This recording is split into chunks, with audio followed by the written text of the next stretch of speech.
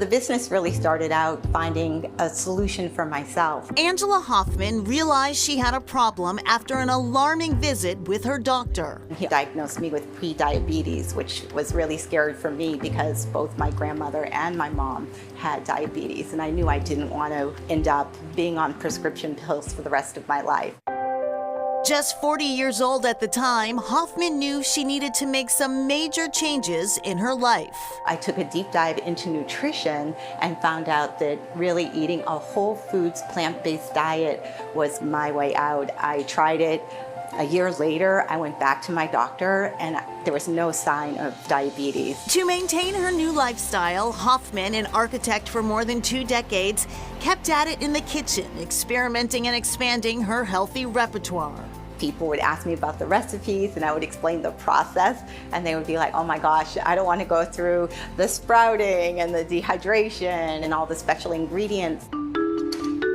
Hoffman saw that as an opportunity, started selling her treats at farmers markets, and eventually opened her own shop in Cambridge, Nüssli 118. Nüssli is a Swiss word which means nuts, and all of our products are nut and seed based. We actually sprout all of our nuts and seeds. That sprouting process unlocks nutrients and activates enzymes, which makes it easier for us to digest and to absorb the nutrients. Everything is raw. We don't heat anything above 118. So we use dehydration to process our foods, which gives us a really nice texture and also protects the heat-sensitive vitamins and nutrients.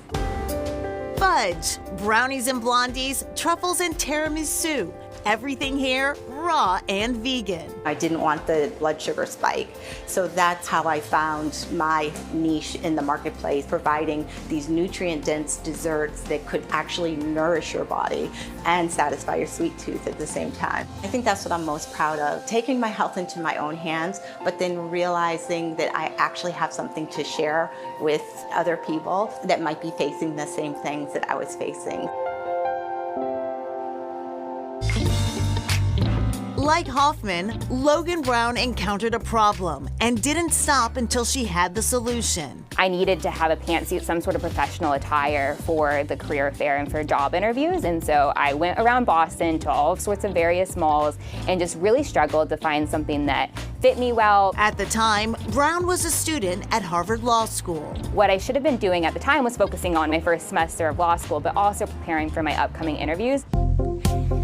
Brown had a sneaking suspicion she wasn't the only one who felt this frustration, so she surveyed friends in her alumni groups and received more than 500 responses. I realized that it was a common problem. Men grow up wearing suits. Whenever there's a wedding or some sort of formal event, they wear a suit. And so whenever a job interview comes along, it's like very natural and a clear choice. However, oftentimes the first time a young professional woman needs a pantsuit is the moment that she finds out she has a job interview. Determined to make the search for a suit easier, Brown got to work, studying, researching, and developing what she believes is the perfect blazer. When one feels like their best version of yourself, that's when you can really shine in an interview or professional setting. The name of her company is Spencer Jane, inspired by 2 of her grandparents. They both ran farms in Kansas, and so I grew up visiting them and seeing their work ethic.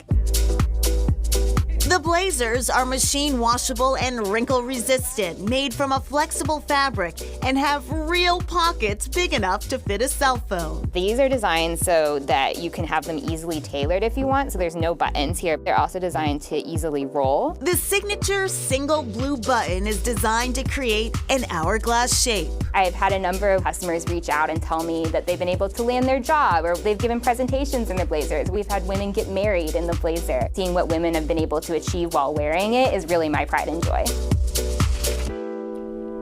And Spencer Jane also donates the blazers to organizations that help women in a professional setting, including one called Leadership Brainery. Yeah, it's an organization working to increase access to master's and doctoral degrees for people in underrepresented communities with the hope of getting them into more management and leadership roles in the future.